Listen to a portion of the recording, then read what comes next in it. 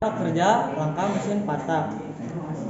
Patak adalah mesin yang satu siklusnya memerlukan 4 langkah.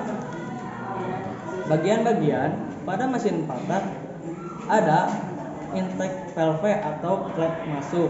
Klep masuk berfungsi sebagai pengatur sirkulasi masuknya udara ke ruang bakar. Yang kedua ada saluran hisap. Saluran hisap adalah tempat di mana masuknya udara bensin ke ruang bakar. Lalu ada silinder blok. Silinder blok berfungsi sebagai tempat di mana terjadinya pembakaran. Ada pendingin silinder, berfungsi sebagai pendingin agar mesin tidak terlalu panas ketika digunakan atau berjalan dalam keadaan yang jauh. Ada blok mesin atau crankcase, berfungsi sebagai tempat di mana adanya generator pada mesin. Lalu ada krukas atau crankshaft. Crankshaft berfungsi sebagai penggerak hasil dari piston. Jadi putaran piston, naik turunnya piston akan disalurkan ke crankshaft yang menghasilkan antara putaran ini menyalurkan kepada ban. Lalu ada stang sear atau connecting rod, berfungsi sebagai penghubung antara piston dan crankshaft. Lalu ada piston sebagai bagian memompa naik turunnya udara dan bensin di ruang bakar. Ada saluran buang atau exhaust valve, di mana tempat keluarnya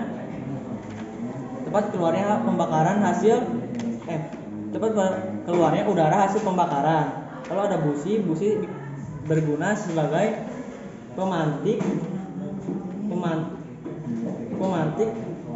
bagian mesin hasil campuran antara udara dan bensin.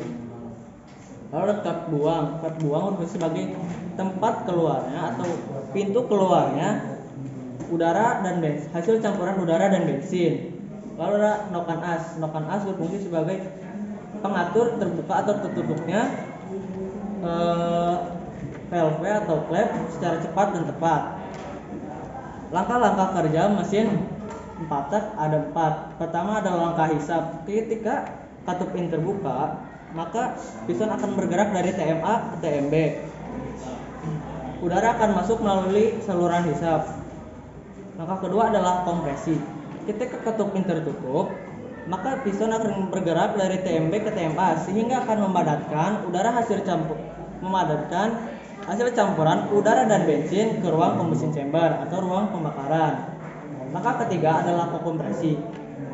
Busi akan mematikan api ke ruang pembakaran sehingga akan terjadi ledakan yang menyebabkan piston bergerak dari TMA ke TMB. Yang keempat adalah langkah buang. Ketika klep buang terbuka, maka udara hasil campuran akan keluar melalui saluran buang. Perbedaan antara mesin 2 tak dan 4 tak. Mesin 4 tak memiliki lebih banyak komponen dibandingkan 2 tak.